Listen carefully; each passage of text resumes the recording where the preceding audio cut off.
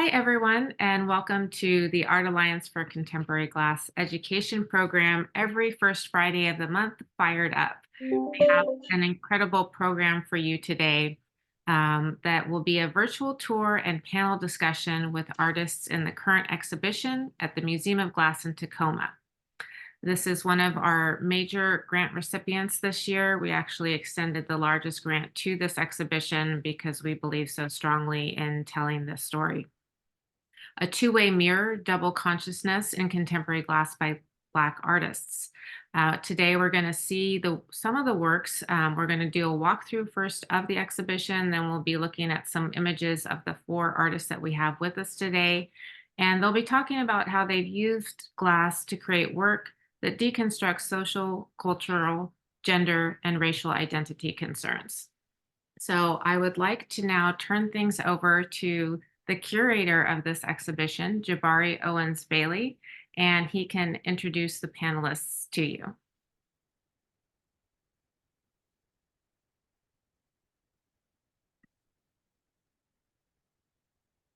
Is Jabari with us still?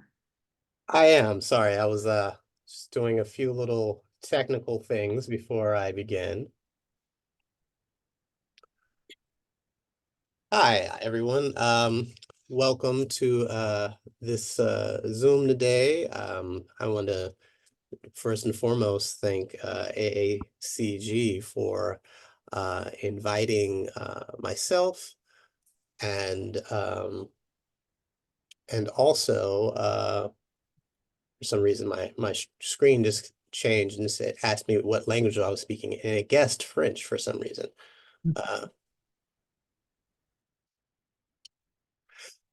Yes, and I just wanted to kind of take this time to just show you all the exhibition a little bit. I prepared a video where I answered a few questions about the exhibition. And then after that, we're going to have a brief panel discussion where we talk to some of the artists from the exhibition. And today we have Leo Tecosky with us. We have Layo Bright, Chris Day, and Crystal Z. Campbell, all who are very important parts of a two-way mirror. And I am really happy to be able to share their work with you. And I look forward to your participation. Maybe if we have time, we'll do a little Q&A. And so I'd like to just go ahead and get started.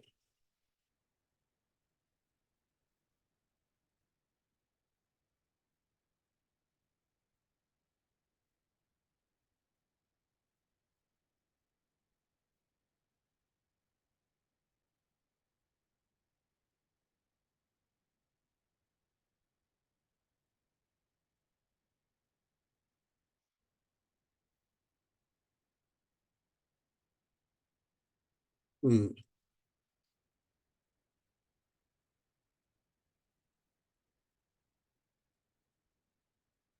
And so I wanted to frame this exhibition from this idea of double consciousness that was taken from W.E.B. Du Bois' seminal work, The Souls of Black Folk. And this is a quote from it.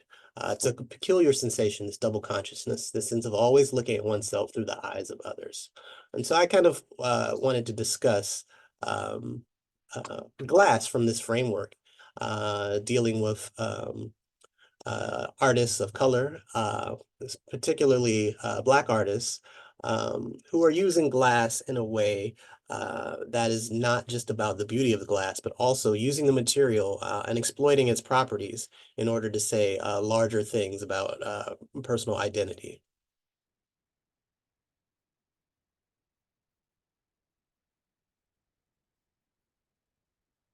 A two-way mirror is an exhibition of contemporary Black artists who have used glass to create work that deconstructs social, cultural, gender, and racial identity concerns. Each artist uses glass to reflect thoughts and bodies that have historically been fraught with exploitation. Due to its reflectivity and translucence, Glass is an apt medium to interrogate identity constructs, such as the theory of double consciousness presented by W.E.B. Du Bois in his seminal work, The Souls of Black Folk. As the production of glass has become more accessible, the medium has become more open to a wider range of voices. Each of the exhibiting artists uses glass as a proxy for a body, portrait, mental state, or historical trope.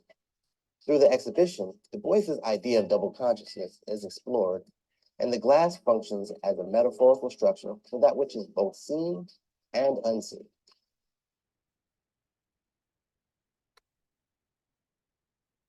And now I have a brief walkthrough, so just kind of so you all can get an idea of what the exhibition looks like if you were actually to walk through it. I thought it's very important to kind of notice the different colors on the walls because they signify the different portions of the exhibition.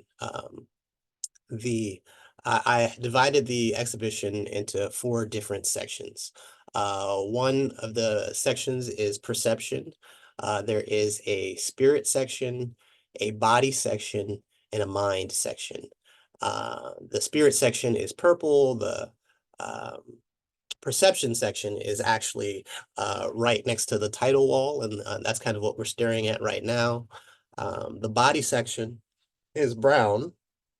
And then the mind section is yellow.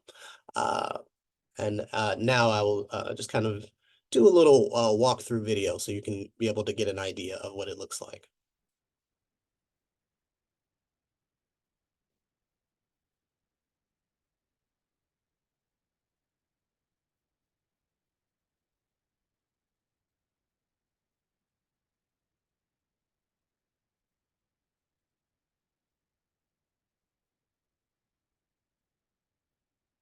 This piece right here is the only piece that's not made out of glass, and it's by the group Related Tactics.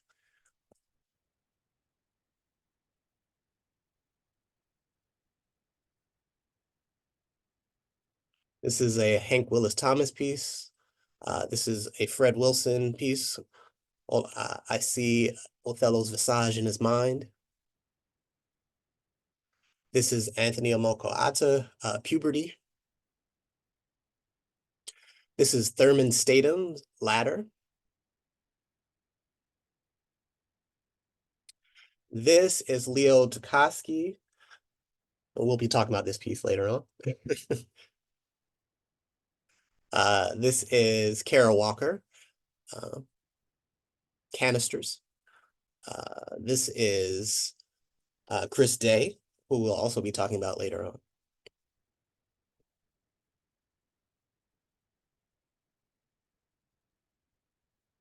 This is Crystal Z. Campbell.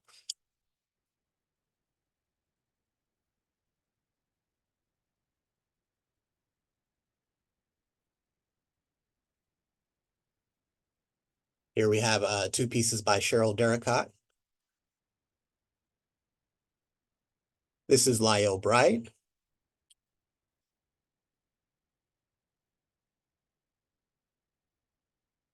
This is Jason McDonald, a piece called Trail Equity. This is Radcliffe Bailey, Blue Black. This is another Chris Day piece, which we're going to talk about a little later on as well.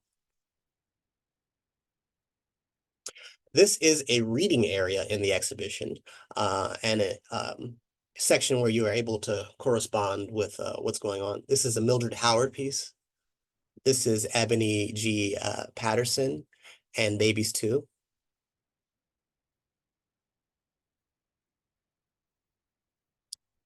This is Joyce Scott and Shakeith.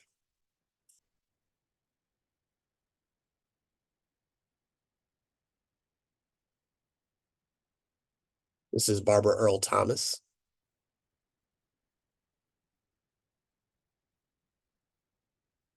And this is Renee Stout, Horace Root, and High John the Conqueror.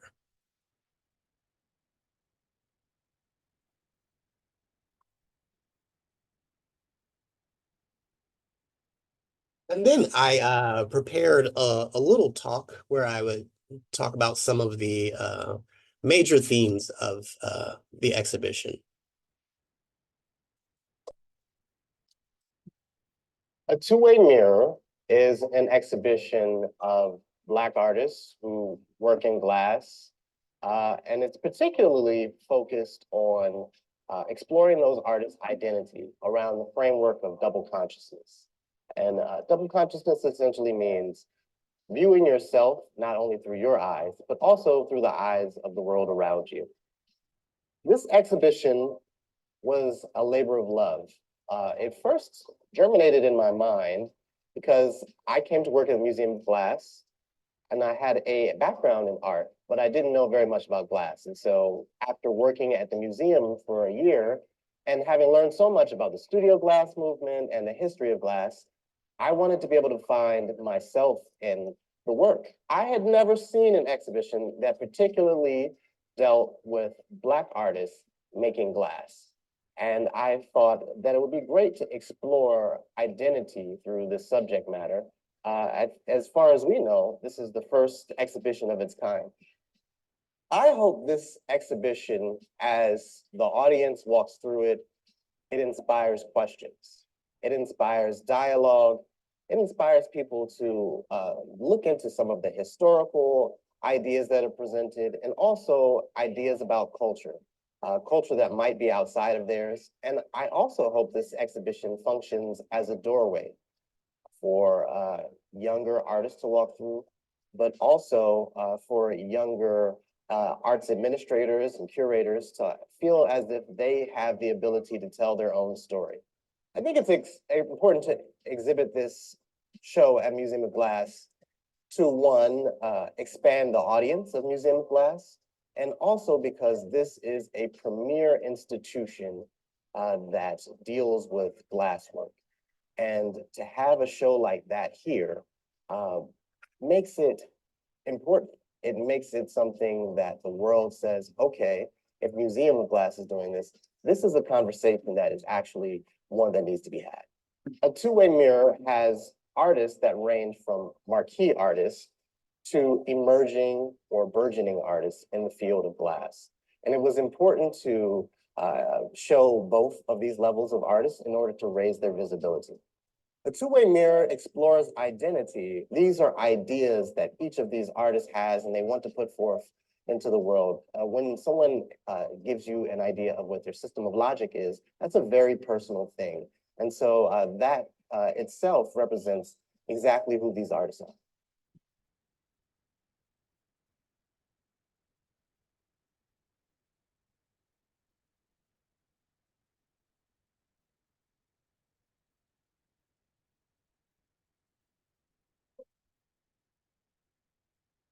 All right.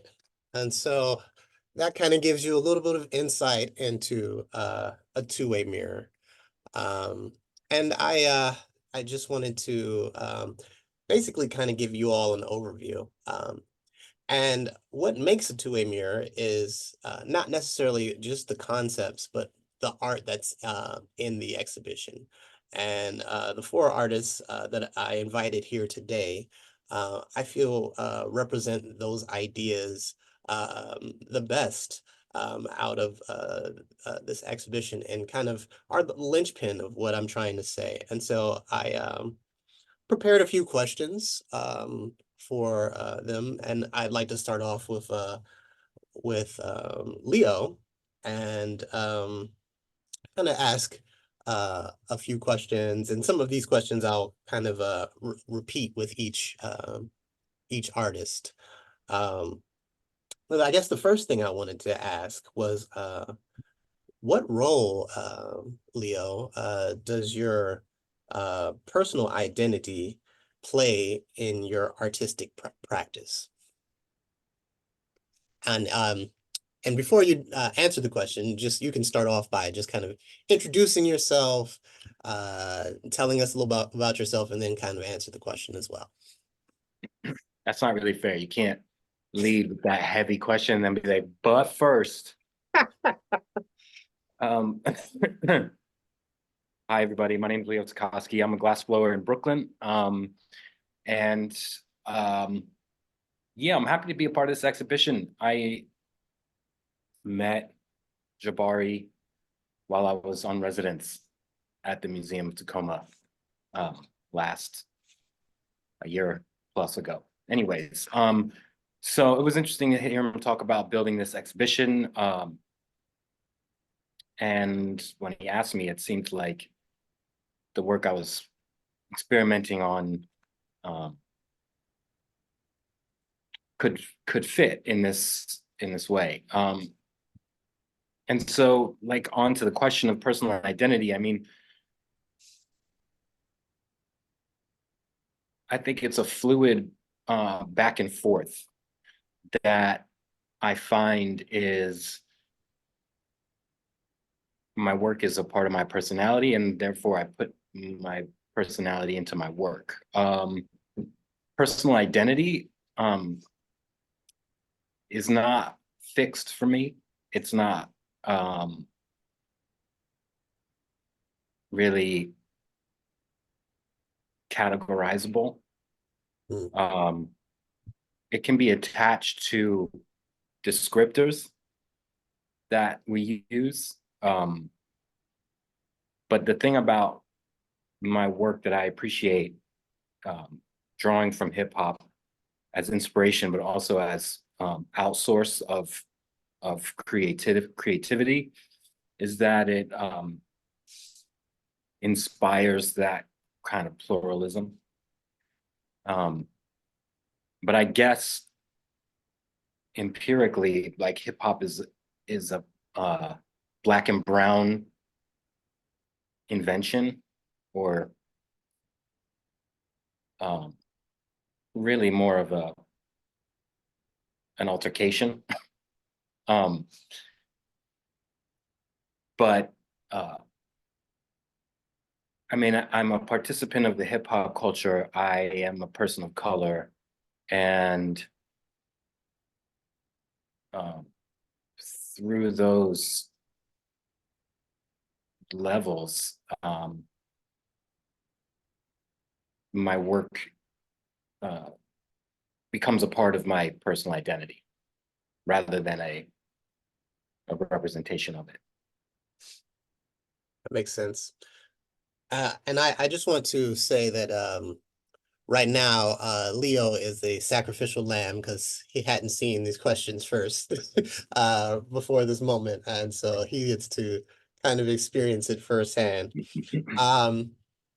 So I want to pivot to a much easier question now, which is, can you talk about this piece, See Knowledge from the Tacoma ABCs, and what the process was, and kind of what you were kind of trying to accomplish with this piece as you were creating it? Yeah, totally. It is as exploration into letter forms and using graffiti and stylized typography as inspiration and as like structural element. And so kind of what you're looking at here is one side of a stylized letter C, bubble letter, block letter, burner. It's a burner style C. And I use traditional means, glass blowing, but also decorative cutting and experimental enamel processes to layer these components. And what you're seeing here is actually one of the first times that I stacked a couple pieces of glass with the team in Tacoma. And so on residency, we were just working with our ABCs. That was like the impetus for my week in the shop. And as we're working through the forms, as I'm like getting acclimated to Seattle, West Coast times, Tacoma, West Coast, and just sort of like appreciating the situation, I I decided to title this piece C, as in C from the supreme wisdom. So the letter C represents the verb to see, both physically and metaphysically, using your regular eyes and your third eye.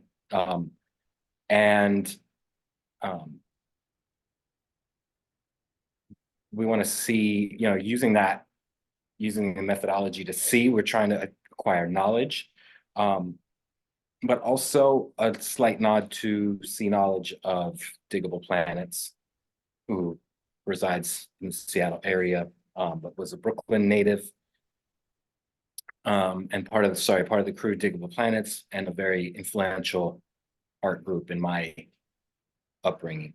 And so this was sort of an ode to that history, as well as like an ode to the collaboration with the team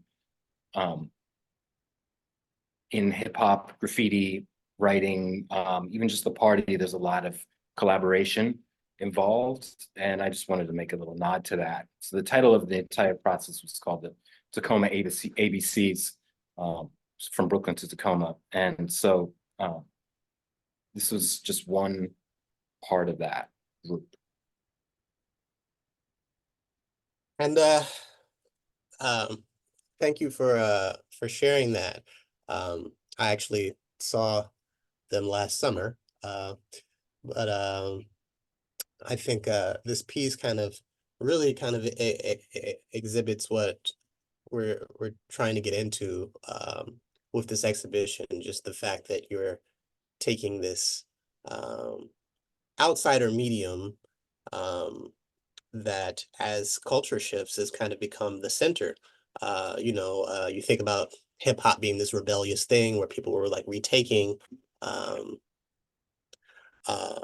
property through tagging it, but then now hip hop is like the main pop art form, and it's 50 years old, and people are old men and women now who are participating in this art form.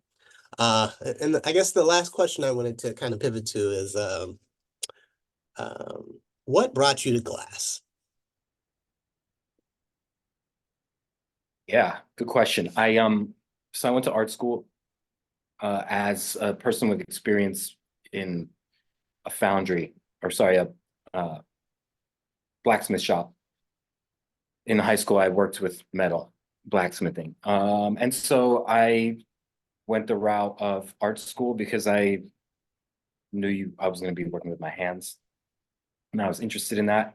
And when I got to art school, I realized that I was interested in material study of craft, the craft aspect of working with wood, metal, and then glass. I started with neon.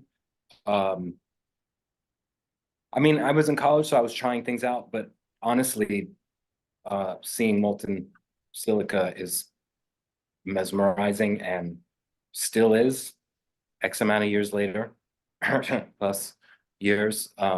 But I walked into the glass studio and I saw a person blowing a tumbler, a cup, and I was shocked by that. I guess I had taken the material for granted. So I was able to, try some out while I was in school, and I was hooked. From the first gather, literally hooked. But I continue to pursue it because it's really open-ended in terms of its capabilities formally, I think. And so I'm really intrigued by the technical process. It's so, I'm, just like that molten magma aspect. And so that's what drew me in, and that's what continues to propel me. Thank you so much, Leo. We're going to go to our next artist, and that is Layo Bright. And Layo, I'm going to start off by just talking about this AACG series, and also the Dawn piece. and just the ideas behind portraiture in your practice.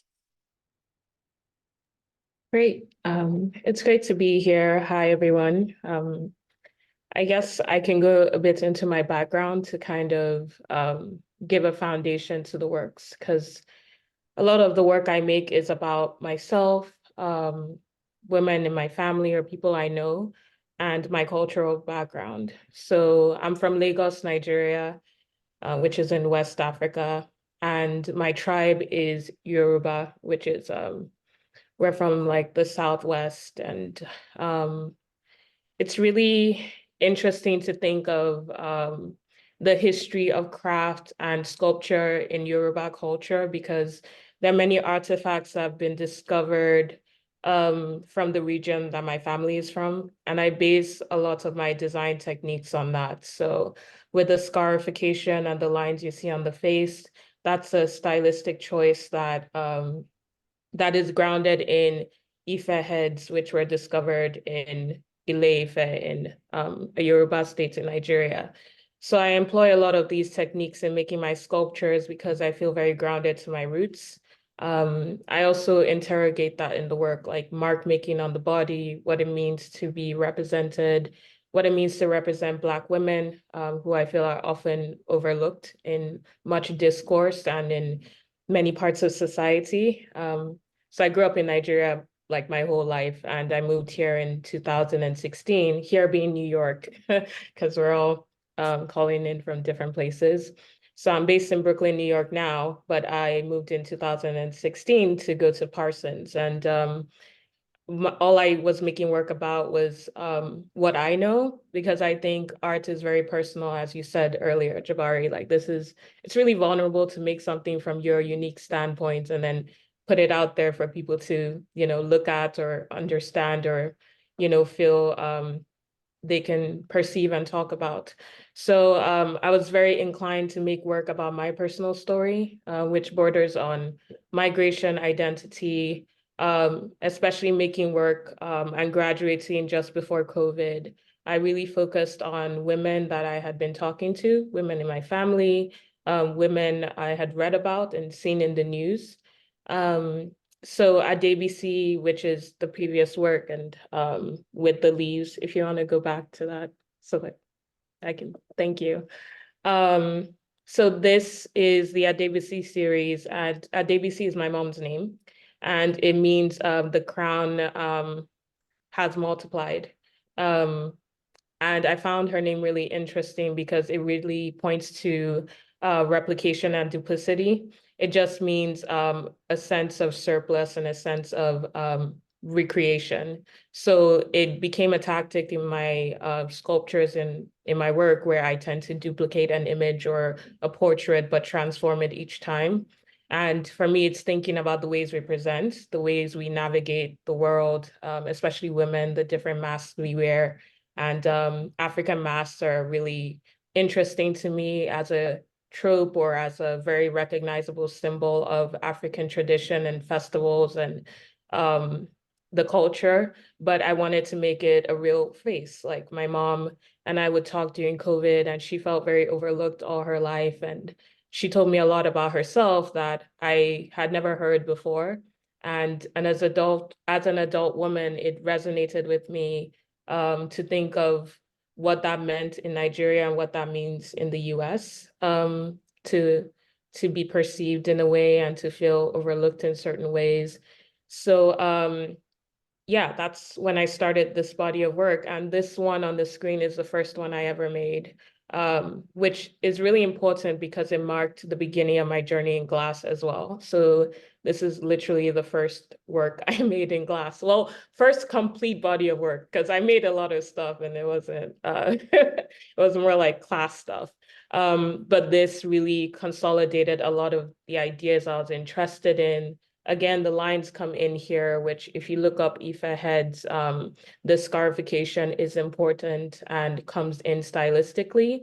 But we call it Ila, I-L-A. And in Yoruba, it's a way to identify your tribe. So a lot of people would have it, different markings on their face, noting which part of Yoruba kingdom they were from.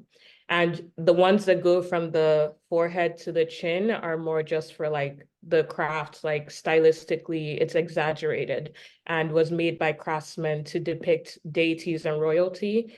So I'm really interested in that language as well as nature. And I use leaves, healing herb leaves early in my work to adorn my figures and my portraits. And yeah, that's where this work came from. And with Dawn, that is my first mold blown glass work. I worked with a team both at Urban Glass and at Brooklyn Glass. It's an editioned work.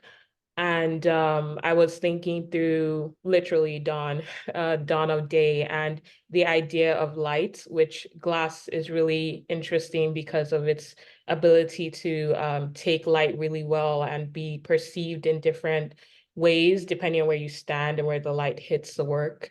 But I was also thinking about Breonna Taylor's killing and how that was a really rough time, still is thinking about her killing, but also racial injustice in general and what it means to try and navigate really difficult situations, really difficult events that happen and are extremely unfair. And I couldn't navigate that situation, honestly. During COVID, I was just like trying to make work, but nothing really stuck. And again, went back to what I know, like how do you make a figure? How do you make a ray of hope and something that helps me navigate as a beacon during these times? So that's what Dawn is. And a sister edition of Dawn is Dusk, which I'm working on for my first museum solo show, opening in April. So Dawn and Dusk will be in the exhibition. And for me, it's a way to think of events not as just what happened, but how we can do better and be better and hope for better. Because it's always a reminder. Like, I'm very interested in history and I studied law previously. So technically I'm a lawyer before I moved here for art school. So I'm very interested in social justice and just thinking of equality and fairness in general. So I'm glad that I could show this work and have it on view at the Museum of Glass. It means a lot to me that people get to interact with my journey in glass and also with the stories I'm telling and the women I'm interacting with. Absolutely. You answered a few of my questions before I asked them, but I have one more that you can talk about briefly before we move on to the next person. And you and I had talked about like the role of the concept of ori in your practice. If you could just briefly talk about that before we move on, and just how that is important. Yes, so Ori in Yoruba faith and spirituality refers to the head. And I think it's three parts. So Yoruba people believe the body is divided into the head, the trunk, which is like the middle, and your legs. But the Ori is the seat of the soul and spiritually navigates your path through life. Your eyes help you see your path through life, and your Ori guides you. So looking at the head is pretty specific in Yoruba spirituality, and thinking of that being a major part of what I depict in my work. I think that has spiritual connotations, but also culturally, that's a lot of the art I was exposed to.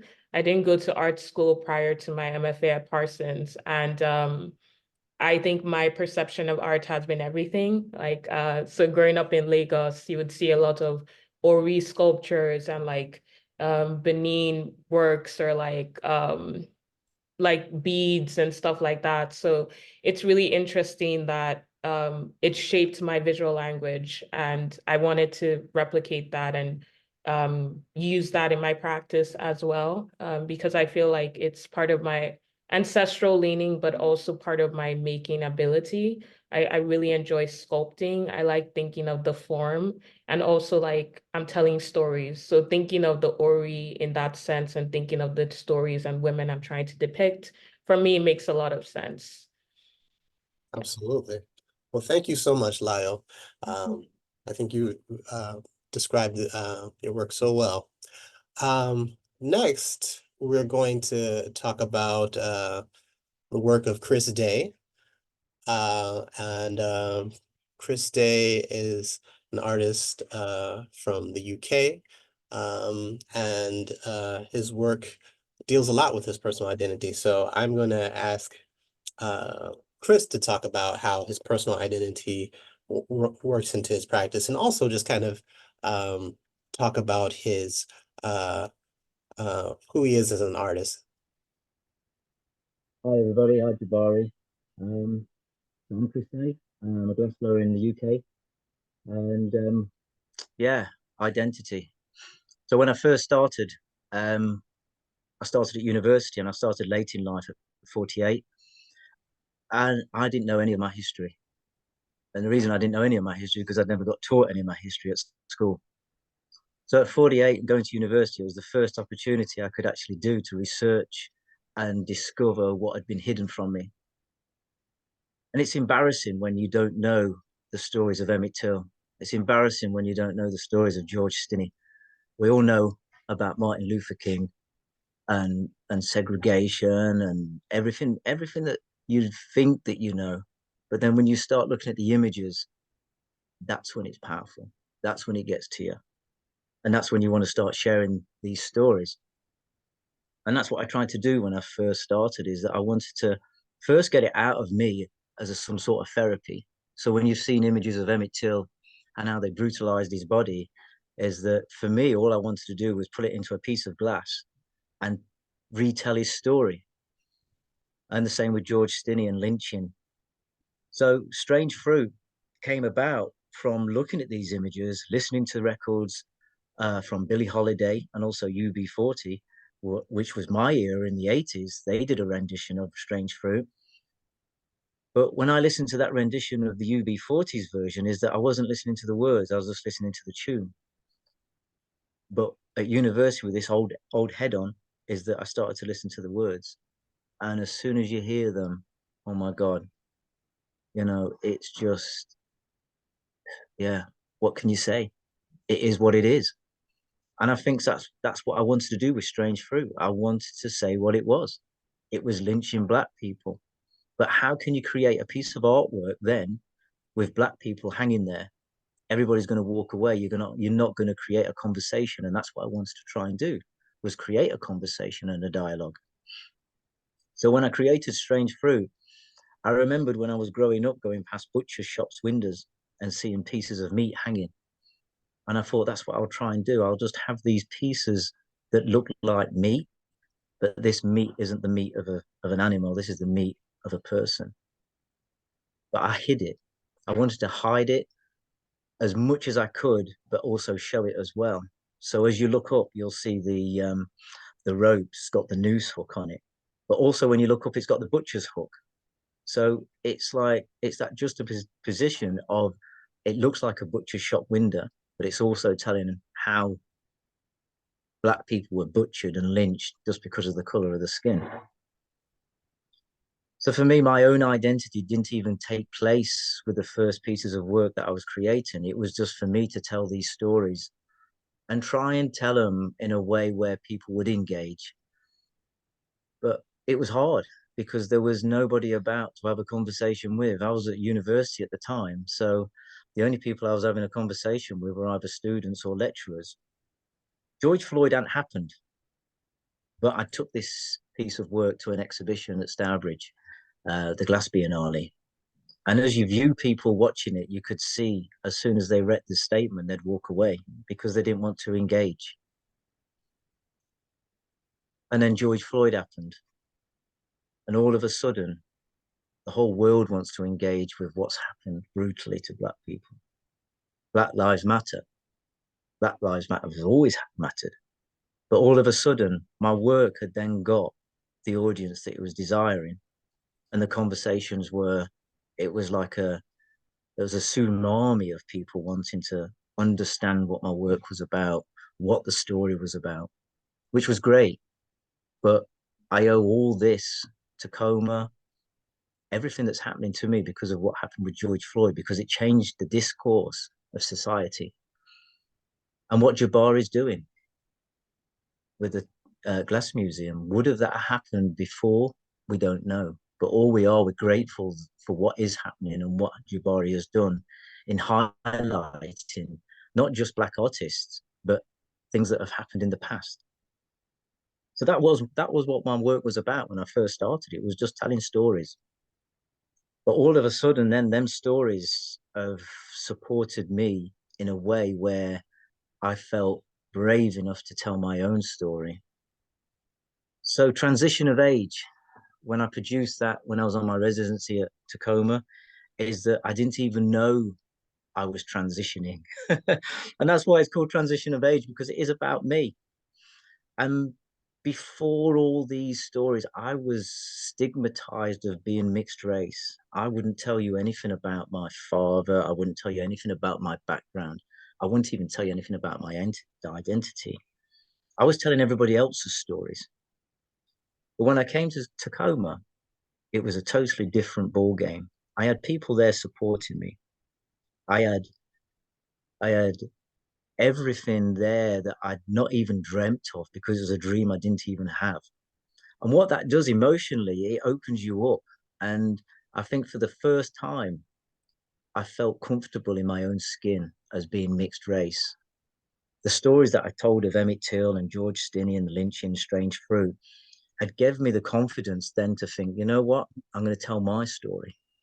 And I'd done a piece of work called Colorblind, and it was just edging on telling me my story about being mixed race. But when I came to Tacoma, I thought, you know what, I'm just going to last it out. And that's what I did. I told it while I was giving the talk, emotionally as well, because it was the first time it had actually come home to me. So that's where Transition of Age was born. You know, the title was only figured out once I'd come back to England because of what I'd gone through doing the residency. So my identity now and the strength that all the other pieces of work have given me is paramount in the work that I'm producing today. So I've got an exhibition over in England at the Heart. It's called the Heart of Glass, and it's at 2 Temple Place, and it's called Judge and Jury. So now I'm brave enough to tell people that not just because of what's happened in the past that isn't associated with me, but it is that I'm telling the story of myself for the first time. I'm brave enough to engage with people, not just about aspects of me being mixed race, but aspects of what we all being judged. You know, we're on Facebook and Instagram, and we will soon flick the screen and understand what that person put that post on about. We're all becoming judges. Just how Black people have been judged throughout history and still being judged. And it's hard. It's hard when you are subjected to racism all your life, and then all of a sudden somebody's there to support you.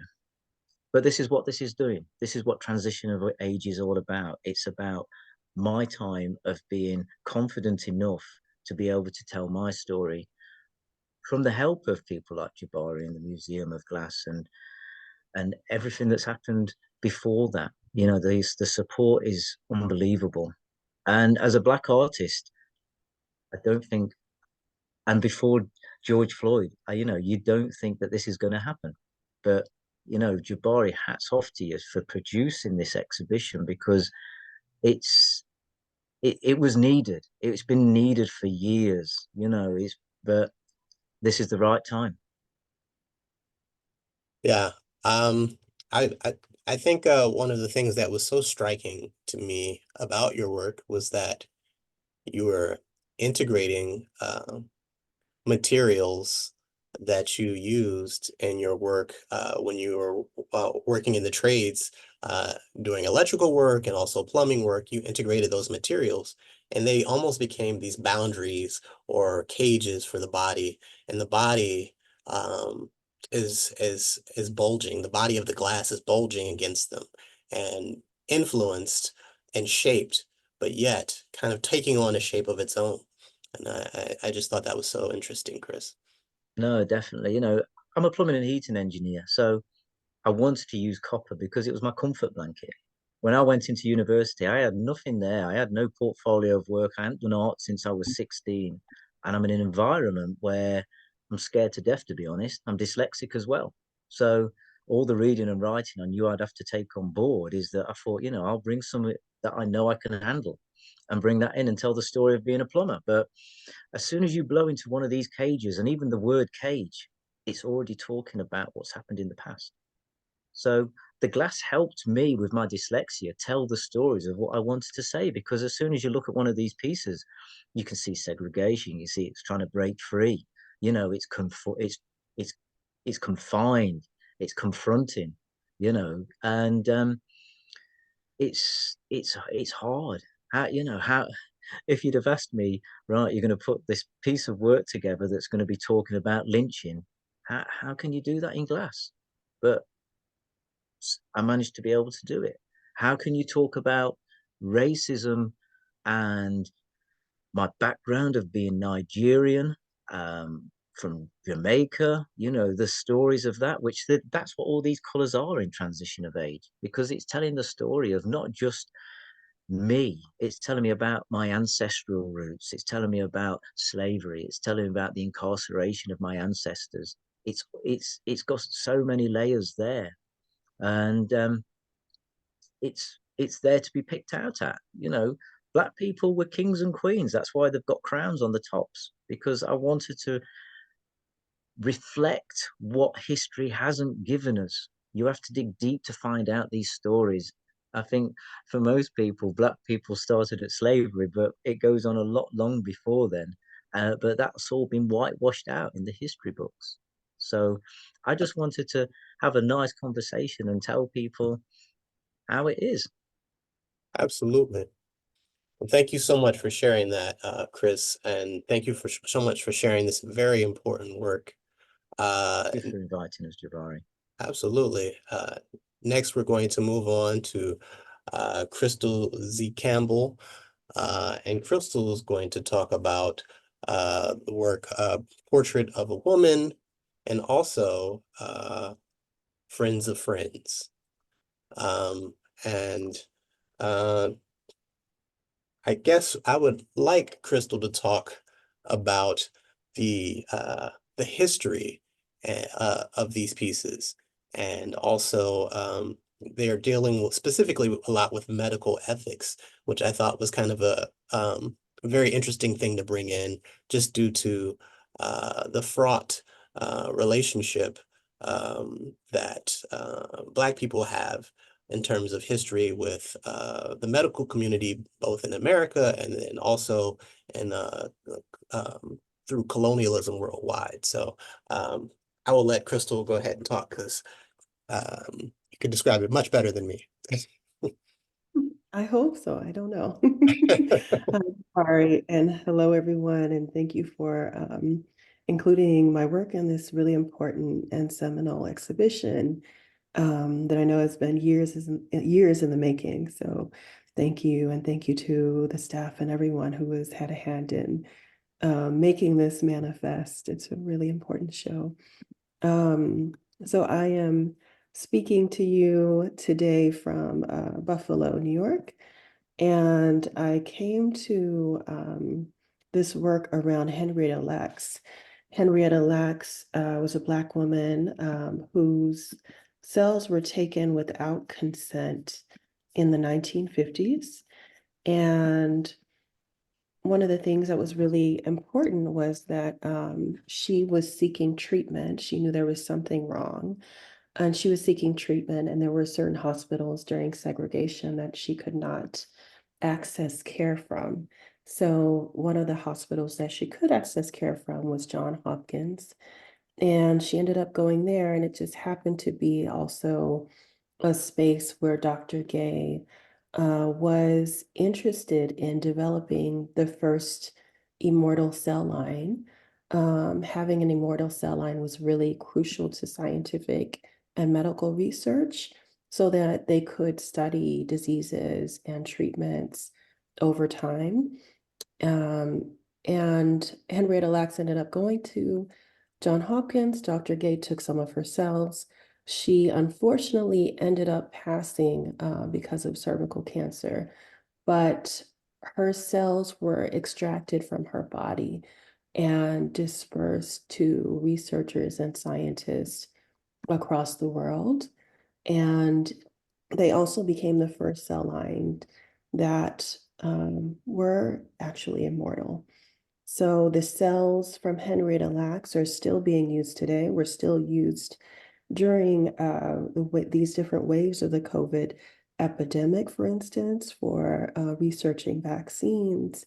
One of the things that has been really crucial is sort of the family at the time and for decades after were not compensated. They just recently, last year, settled a case with one of these biotech industries or companies, which, you know, set a precedence for sort of consent and compensation and, you know, in some ways, the limits of the body in another capacity. But I came to the medium of glass because I was really interested in sort of the complications of the story around bioethics and also, you know, what constitutes a portrait, like in thinking about these different examples from art history and, you know, a lot of these images, when you look at portraits of folks of color in art history, a lot of them will say something very generic, like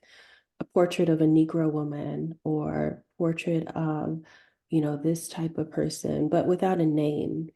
And not naming has been really important as someone whose larger practice focuses on public secrets.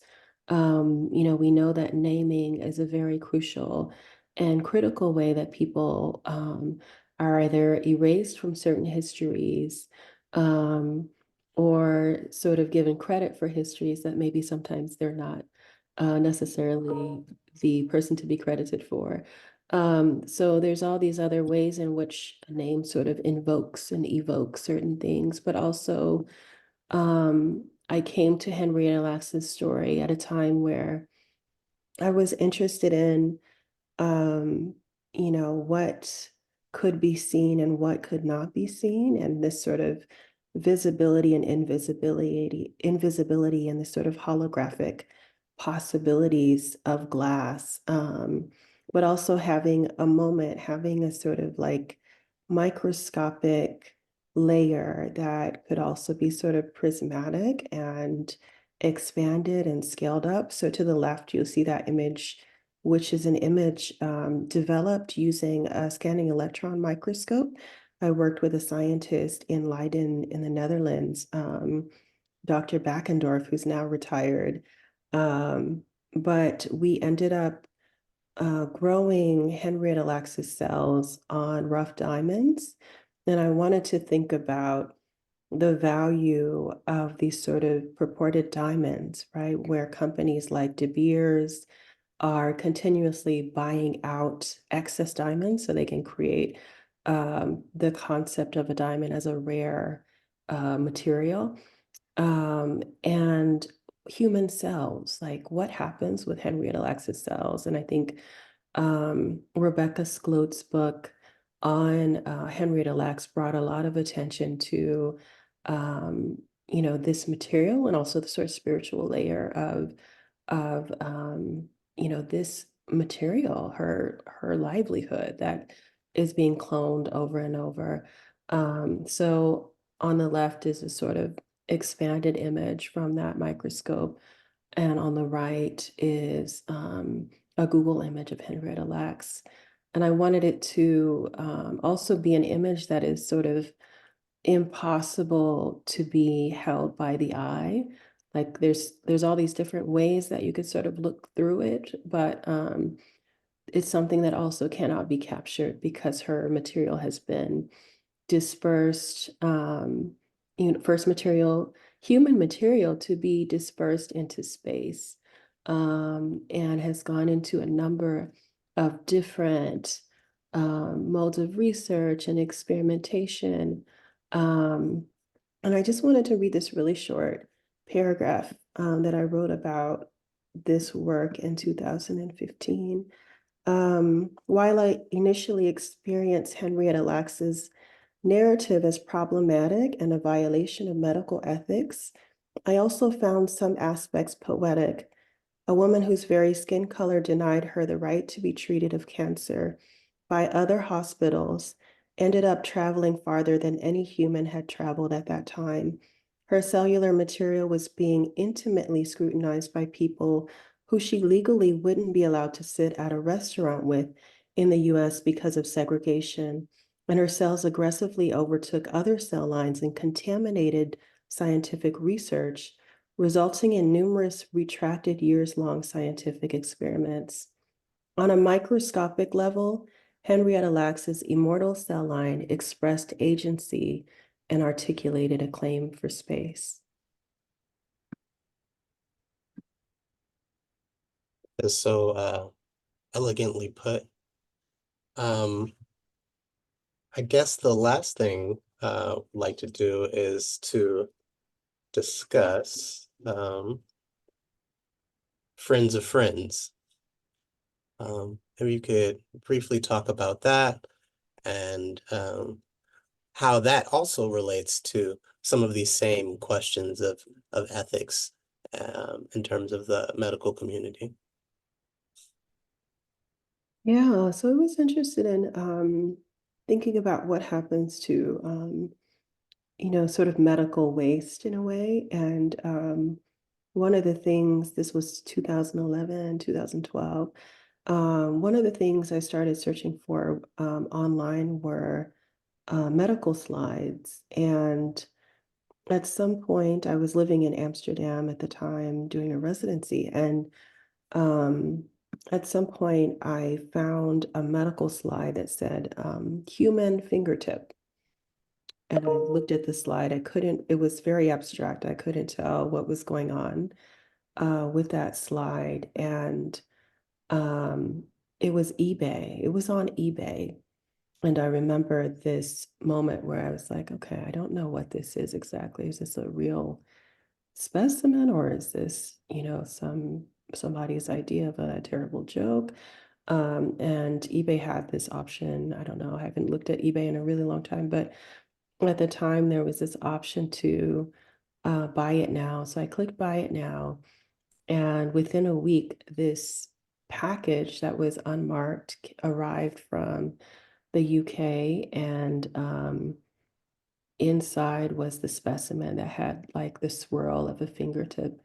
And it was really unsettling to think that there was this market for medical specimens that do belong to people, right?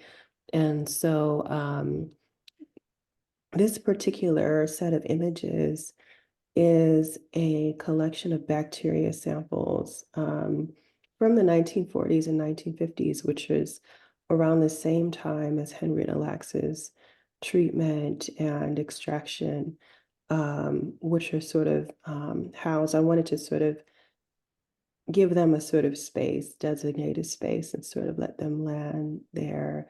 I guess both of them in some way are these sort of sculptural moments that, in my intention, are places that these specimens can rest. So thank you for asking. All right. Thank you so much for sharing about your work and the rationale behind it. I think that this is a collection of not only thoughts, but also techniques from this grouping of artists kind of reflects what I was attempting to do with this exhibition. The ideas of personhood aren't monolithic. Ideas of how we express our own ideas is germane to our own system of logic. And I definitely felt that each of these artists on this panel today has their own outlook and their own way of approaching not only the methodology of creating work, but also the ideas of personal identity and the history of their people. So if we have any time, maybe we can ask questions. I'm not sure. How are we doing on time? We're at the hour, but I think this is a great discussion to continue for those that can stay on with us. So if you have the time, Jabari, I'd love to take some questions from the audience. We do have a couple questions, I believe, in the chat. So if you'd like to scroll through there, or if you'd like me to do so, I think we can start talking about some of these really important issues. And to everyone else that would like to stay on, please go ahead and put your questions in the chat as well. And any of our panelists, if you have to go, I understand we might be running over, so completely understand that as well.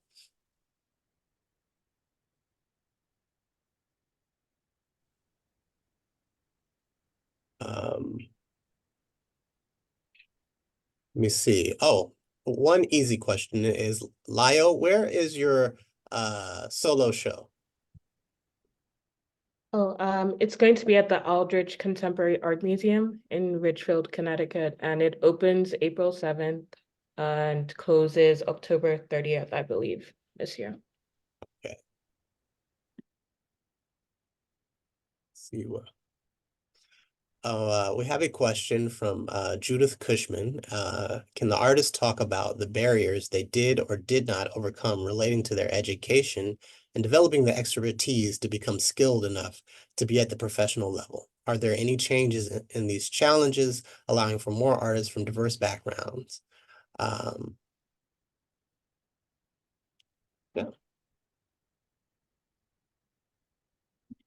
Would anybody like to tackle that? Well, I can go. I mean, I didn't have much training. So I got my start by taking a class at Urban Glass in 2020, which I guess like 4 years ago. But I bought a kiln with my savings and experimented and figured out like how to not break things, which was my first task, and then translating my ideas into glass. It's really hard, I guess, learning in a non-educational setting. I mean, I do tend to like when I give visiting artist talks at colleges or universities, encourage people to follow their passion and try to take a class in any interest because you never really know. And that interest could expand to become a full-blown aspect of someone's practice. So definitely having a public access studio changed things for me because some people live in states where they don't have that access to medium in the same way or to classes if they didn't study it in school. So that really changed things for me. And then the community as well has been really supportive and sharing resources, and it's really helped help me understand the medium better. Yeah.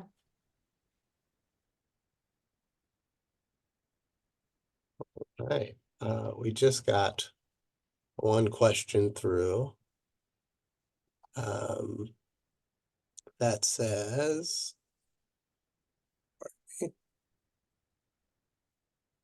well, a few questions. Is there a catalog? No, not yet.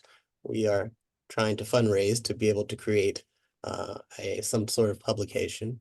What are your thoughts about the future? And any of the artists in this are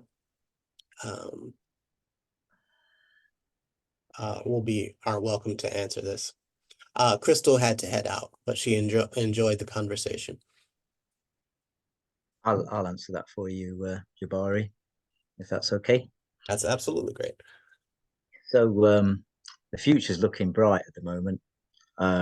Tomorrow I've got another talk with Not Grandma's Glass with Aaron and Habitat, and it's another thing, isn't it? Not Grandma's Glass. That's what my glass is all about. And as for the question before, barriers, is that when you first start producing glass, and especially the education system that I was in, is that you've got to do the fundamentals. You've got to be able to gather, you've got to be able to marver, you've got to be able to make goblets and glass things that look pretty.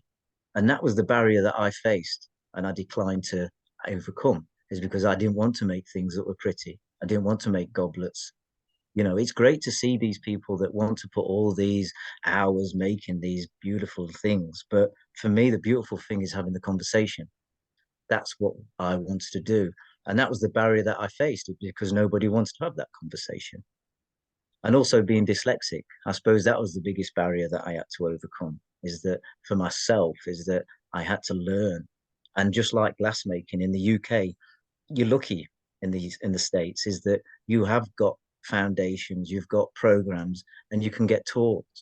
Whereas when you go to university in England, you're thrown into the hot shop, you're taught how to gather, and that is it, which is great because I didn't want to learn a lot of skills. But that's it. That was my teachings, was that's how you do it, is you learn yourself. And the great thing is that it was great to learn yourself, but what I was producing, people didn't like, because they thought that I needed to make nice things and pretty things. And I'm not saying the tutors or the lecturers or even the technicians. It was perhaps other glassmakers in England. They looked down upon what I was creating because I hadn't done the course. I hadn't done what they'd done or what their fathers had done or what their, you know, the line of glassmakers before them. So as I produced these things, the barrier that I was facing was an inward barrier, thinking this work that I'm producing is telling a story, but nobody actually likes it. And it was the confidence of other people, again, that brought that into the conversation. It's different. And that's what I think was a barrier that I've had to overcome. And even only just coming to Tacoma, I'd only just really started to understand my own work and how powerful it was. And so tomorrow I'll be talking about all of this and all different things on Not Grandma's Glass. And, you know, I'm so grateful for all these opportunities that have come, and mainly from the States. You know, everybody wants to talk about it. And I'm just, yeah, really proud. Absolutely. Thank you, Chris. Someone, Demetra asked, will the exhibition travel to another venue? So far, we're in discussions with about 5 different institutions that are interested. And so we're still navigating and negotiating that. As you can imagine, that will take a little bit of time. Somebody asked about contact information. Well, I will check in with all of the artists who are part of this panel to see if they would like to share their information, and maybe Demetra, I can talk to you about how to disperse that to people who are on this.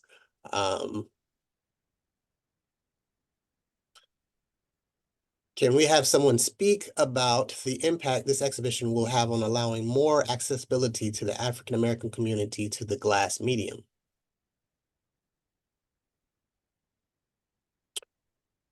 I mean, I think the exhibition is very important for the Black community in general. I've had people like say they didn't know Black artists worked with glass, or it's giving them more information about the ways they can enter the medium, and even the confidence to think that they could make stuff with glass. And also to see the way you split the exhibition into different themes, I think is so great, because people get a holistic, or, you know, kind of like an overview of different vantage points through which they can express themselves in glassmaking, and also the different skills that have been employed in this show, which is really robust. I think in terms of people that have talked to me about the show or seen it, that happen to be in the Black community, it's really encouraging for them to think of, you know, glass artists that are Black and who are expressing themselves through the medium in different ways and talking about a lot of issues that also impact them. And in general, it's great for people to see themselves reflected in the work or to see things they care about reflected. And also, I think just at large, it's so nice to have this platform for artists and contemporary artists in glass. I think that it gives everybody a way to talk about this and be in conversation and discourse around issues that a lot of people might overlook or not want to talk about.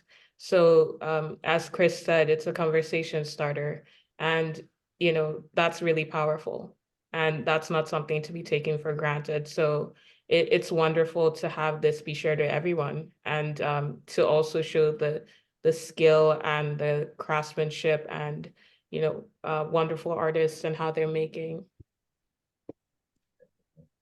Indeed, I would be inclined to agree with that. And I would definitely like glass to be, personally, I mean, I want this exhibition to be a doorway, one that opens up this world to people, and not just African American artists, but definitely I was thinking more throughout the Black diaspora or African diaspora of people, to be able to see people have access to the material and what can be created, and that while glass is beautiful, it can also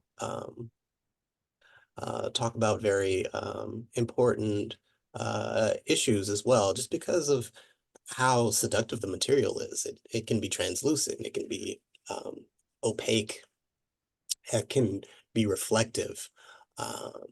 It's has a built-in metaphorical structure because of that. So I think it has a lot of potential, and it can be exploited. And I really think that I want more people to access it and use it for those properties. I just want to say, I think you're right about that access point, Jabari. I think that the impact here is most importantly reverberating in the non-African American communities, showcasing Black people, people of color, in ways that white America and the world just hasn't or refuses to see us in. And I think that's where the greatest impact that a show like this, especially in the context of a museum, national museum, could have. So thank you.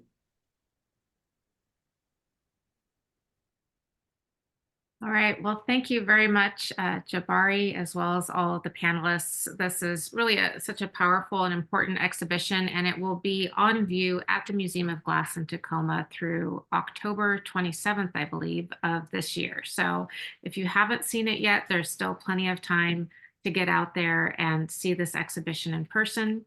And if you are with us today and you're not a member of the Art Alliance for Contemporary Glass, we do encourage you to visit aacgglass.org. We have special rates for students and artists, and we have a video library online that is exclusively for members. And we have hundreds of videos like this and on other topics in glass that I think you'll really enjoy. So thank you again, Jabari, and to all of the panelists. We're really honored to have you with us and so very appreciative of your time. Thank you. Absolutely. Thank you, Demetra, for having us. And thank you to Layo, to Leo, to Chris, and to Crystal for sharing your time. I truly appreciate it.